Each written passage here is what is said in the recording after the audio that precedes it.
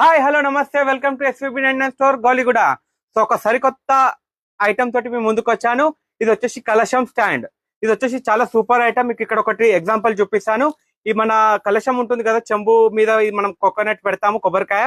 So దానికి decorate చేయడానికి అన్నట్టు సో ఇలా స్టాండ్ అనేది వస్తుంది.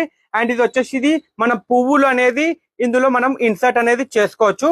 సో ఇది మనకి పెచ్చు ఉంటుంది కదా, ఈ పెచ్చుకి ఇక్కడ ఇన్సర్ట్ చేయాలి. ఇక్కడ మనం గులాబీ పువ్వులు ఇలా మనం డెకరేట్ చేసుకోవచ్చు.